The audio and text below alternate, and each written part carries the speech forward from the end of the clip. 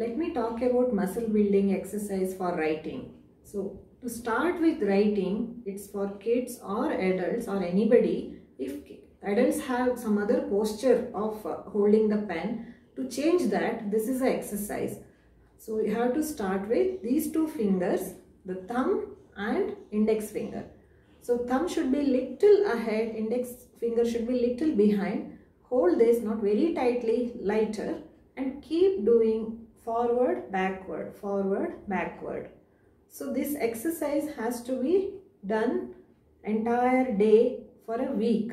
Now, whenever you have a free time, whenever you are doing something else also, you can keep doing. Here I am showing both the hands because if you want to be ambidextrous, means if you want to use both the hand for writing, you can develop these muscles in both the hands. So first development of muscles here is very important. That is important for grip. So start doing like this entire week, keep on doing this.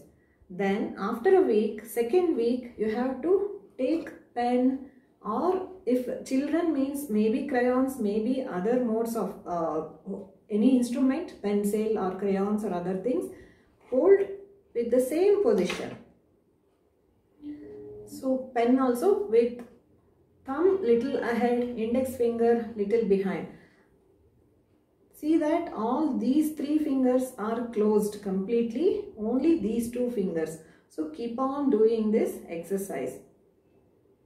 Another week, same exercise. Even if pen grip goes and it falls down, it is fine. Pick it up and keep on doing. Backward, forward. You have to keep on doing.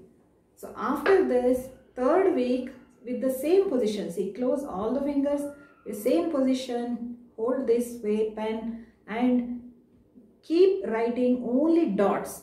In any waste paper, keep on writing only dots. So after third week, any of your previous habit will go, because it is 21 days. Any habit to change, it takes 21 days. So 3 weeks we are using this. So other way of holding, any other way of holding, this way or any other place, it will go off. So you can start writing this way. And fourth week, slowly bring the third finger under this, either under the pen or under this index finger, and start using. So holding the pen on the third finger brings pressure here. It shouldn't be that. It should be more here on thumb, because tip of thumb represents brain. So you have to press that, not other fingers. So lightly hold like this, take the support of third finger under and start writing letter formations.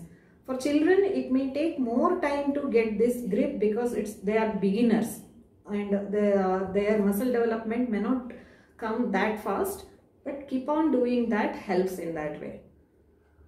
So after this, see that if this finger never comes ahead. If the third finger comes ahead, the behavior will be completely stubbornness. So this, by experience, I have seen whoever is holding that way, this way. Some people say tripod, grip, but if this comes ahead, they'll become so stubborn that they are not ready for change.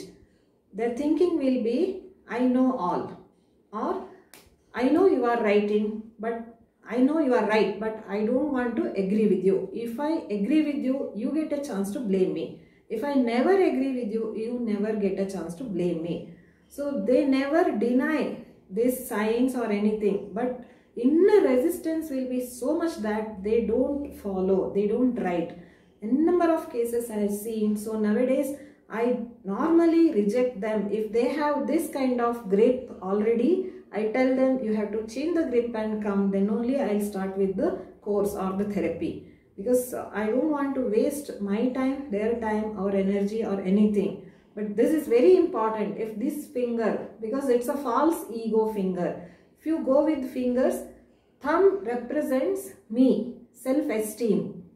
And it is prefrontal brain. It represents prefrontal brain. All that curiosity and questioning ability, everything. And this index finger, normally we use it for blaming others. So if this comes ahead, we'll be blaming others for everything. If you see, children's writing posture may be correct, but when they grow, slowly this comes ahead because they start blaming others. It's not me, it's him, or my father didn't allow me to do that, this, all sorts of blaming or reasoning, giving reasons for their failures. So that has to go back. It should be little behind, not coming ahead, little behind. So index finger, this represents our frontal brain where storing happens. See, normally when you type in computer or any instrument, you have to save it. If you don't save it, you don't get it back. So this finger or frontal brain represents that saving habit. So it goes into our brain and saves the information what you are learning. And the third finger, see, it's the tallest one, so it's a false ego. False ego comes ahead if that comes ahead, so you have to crush it. Brain wise, if you see, this represents parietal brain, means body movements. So if that is ahead, they can't sit and focus because they feel like get up and go, body movements. So if you crush it under, so you get that concentration, sit at one place and do writing or any other way of focusing on the studies.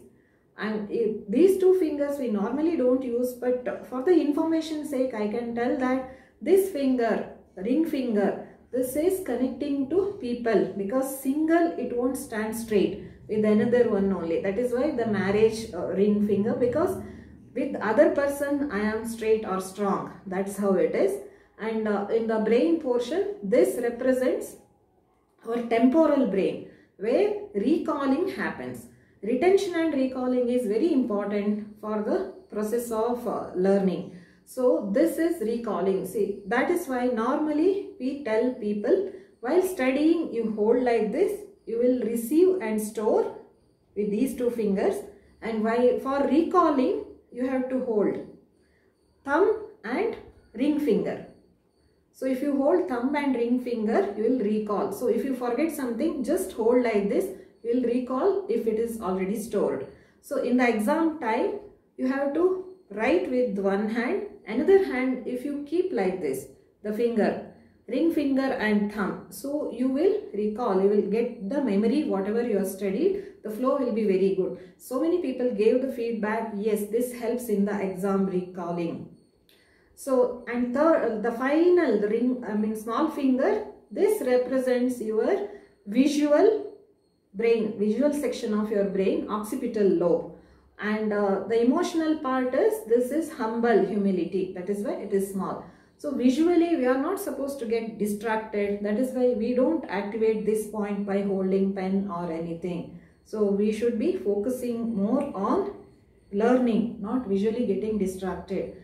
So this is how the 5 fingers representing our brain and emotions.